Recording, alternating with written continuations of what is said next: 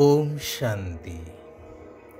बुद्धिदाता मुक्तिदाता भोलानाथ पिता निराकार परमात्मांकर भोलानाथ आत्मिक संतान मानंकु आंतरिक ईश्वरीय शुभ अभिनंदन सुप्रभात।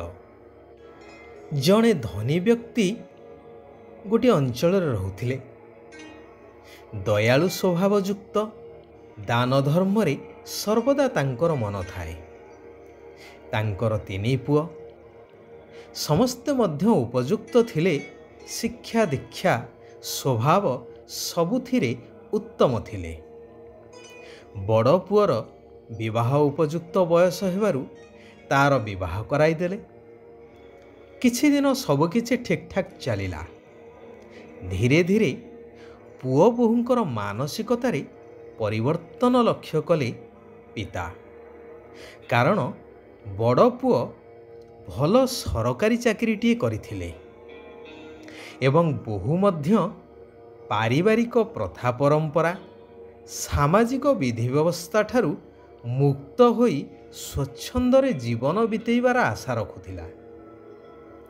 तेणु शेषरे सेमाने परिवार ठारू अलगा ही गले एवं धीरे धीरे परिवार ठारू संपर्क मध्य छिन्न करदेले।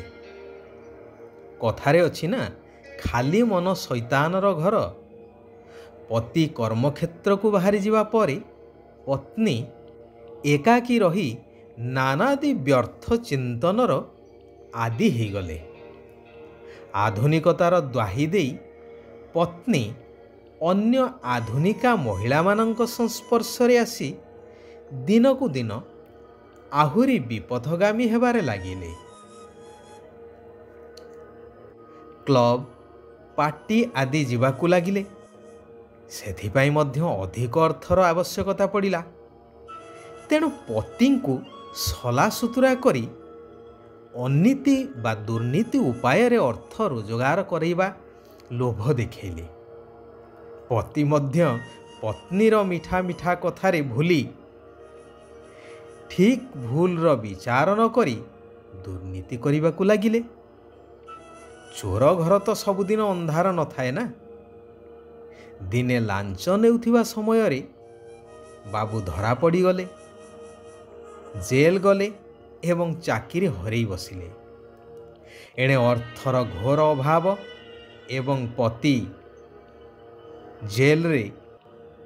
तेणु पत्नी किछि थलकूल न पाई परिवार को फेरी आसिले।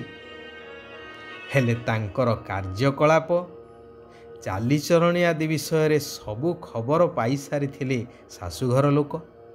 तेणु तांकु कुहागला, जदि तुमे एठारे रहिबाकु चाहुछ तेबे परिवारर नीति नियम प्रमाण रहिबा दरकार। अन्य मानक सहित अर्थात परिवार रे जो कर्मचारी माने अछंती सेमानंक सहित मिसी काम करिवा को पड़िबो जेपरि वेतनभोगी कर्मचारीटीए। तुमर पति मध्य जेल रे अछंती, तांकु मुकुळेइबा को पड़िबो। सेथिपाई मध्य अर्थर आवश्यकता रहिछि। तुमे जदि एही कथारे राजी ताहाले तुमे एठारे रही पारो। एही कथा कहिबार अभिप्राय तांकर थिला कि तांको सुधारिबा पाई, पुनश्च ठीक बाटो को आनिबा पाई।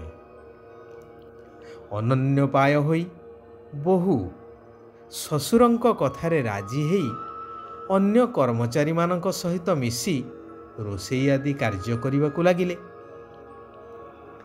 एहाकू ही कुहा जाए भाग्यहीन। एते बड़ संपन्न व्यक्तिंकर पुओ बहु हेई तांको ठारू दूरेई रही निजर भाग्य को निजे ही पदाघात करिबा एहा ठारू भाग्यहीन काहाकू आउ कुहा जाई परिबो। वर्तमान दुनिया को जदि देखा जाए तेबे सारा दुनियार मध्य ठीक यही अवस्था। कारण जेउ सुख शांतिर संपत्ति पाइबा पाई बा आनंदरे रहिबा पाई शारीरिक बेमारी आदि ठारू मुक्त हेबा पाई ଅଧା କଳ୍ପ ଅର୍ଥାତ୍ ଦ୍ୱାପର ଆଉ କଳି ଏହି ଦୁଇ ଯୁଗ ହେଲା ସାଧୁ ସନ୍ଥ ଗୁରୁ ଗୋସେଇଁ କରି ତୀର୍ଥ ବ୍ରତ ଆଦି କରି କରି ଧକ୍କା ଖାଇ ଖାଇ ଆସିଲେ। ଆକୁଳରେ କେତେ ଡାକିଲେ, ଗଛ ମାଛ ପାଣି ପଥର ସମସ୍ତଙ୍କୁ ଭଗବାନ କହି ପୂଜି ଚାଲିଲେ। ଆଉ ଶେଷରେ ସେହି ସମ୍ପତ୍ତି ଦେବା ପାଇଁ ଯେତେବେଳେ ସ୍ୱୟଂ ଈଶ୍ୱର ପିତା ଆସି ଆମମାନଙ୍କୁ ତାଙ୍କର ସନ୍ତାନ ରୂପରେ ଗ୍ରହଣ କରିନେଲେ, ସେତେବେଳେ ଆମେମାନେ ସନ୍ତାନ ହୋଇ ପୁଣି ଏପରି ପିତାଙ୍କୁ ଛାଡ଼ପତ୍ର ଦେଇ ଦେଉଛୁ। ଅର୍ଥାତ୍ ପଞ୍ଚବିକାର ରୂପୀ ମାୟାର କବଳିତ ହୋଇ ସଂଶୟ ବୁଦ୍ଧି ହୋଇ ଭଗବାନଙ୍କର ଶ୍ରୀମତକୁ ଛାଡ଼ି ଉଚ୍ଚତର ସୋପାନକୁ ଚଢ଼ିବା ବଦଳରେ ବିଲକୁଲ ତଳକୁ ତଳକୁ ଖସି ଯାଉଛୁ। ଏହା ଦେଖି ଶିବ ବାବାଙ୍କୁ ଆଶ୍ଚର୍ଯ୍ୟ ମଧ୍ୟ ଲାଗୁଛି, କାରଣ ଏହା ଆଶ୍ଚର୍ଯ୍ୟର କଥା ନା।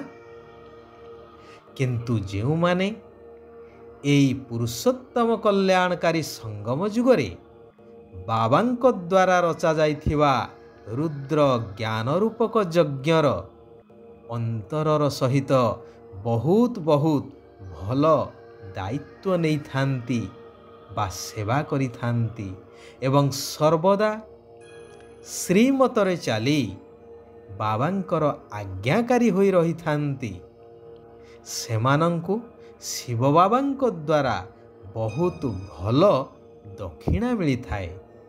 ଯେଉଁମାନେ ଯଜ୍ଞ ରକ୍ଷକ ହେଇଥାନ୍ତି ବା ଯଜ୍ଞ କରିଥାନ୍ତି, ସେହି ବ୍ରାହ୍ମଣମାନଙ୍କୁ ଦକ୍ଷିଣା ଦିଆଯାଇଥାଏ ନା।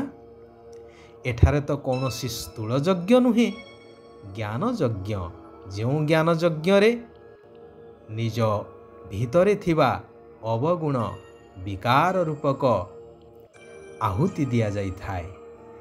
ଏହି ଯଜ୍ଞରେ ଯେଉଁମାନେ ସଚ୍ଚା ସେବାଧାରୀ, ସେହିମାନଙ୍କୁ ହିଁ ଭଗବାନଙ୍କ ଦ୍ୱାରା ବହୁତ ଭଲ ଦକ୍ଷିଣା ମିଳିଥାଏ। ଅର୍ଥାତ୍ ଭଗବାନଙ୍କର ସମ୍ପତ୍ତିର ସେମାନେ ଉତ୍ତରାଧିକାରୀ ହୋଇଥାନ୍ତି। ବାବା କହୁଛନ୍ତି, ଅଧାକଳ୍ପ ତୁମେମାନେ ଶାରୀରିକ ଯାତ୍ରା କରି କରି ଆସିଲ, ଏବେ ଆତ୍ମିକ ଯାତ୍ରା କର।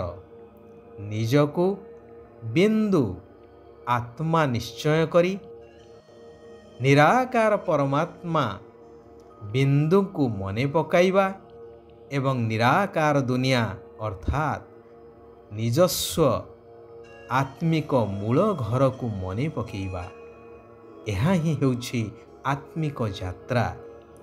ଘରେ ଥାଇ ମଧ୍ୟ ବାବାଙ୍କର ସ୍ମୃତିରେ ରହିବା, ଏହା ହିଁ ହେଉଛି ଆଶ୍ଚର୍ଯ୍ୟଜନକ ଯାତ୍ରା ନା। ଶିବ ବାବା କହୁଛନ୍ତି, ଏହି ସମୟ ବହୁତ ମୂଲ୍ୟବାନ, ସେଥିପାଇଁ ଗୋଟିଏ ସେକେଣ୍ଡ ମଧ୍ୟ ବ୍ୟର୍ଥରେ ଯିବାକୁ ଦେବା ଅନୁଚିତ। ଆତ୍ମ ଅଭିମାନୀ ହେବାର ପୁରା ପୁରୁଷାର୍ଥ କରିବା ଦରକାର।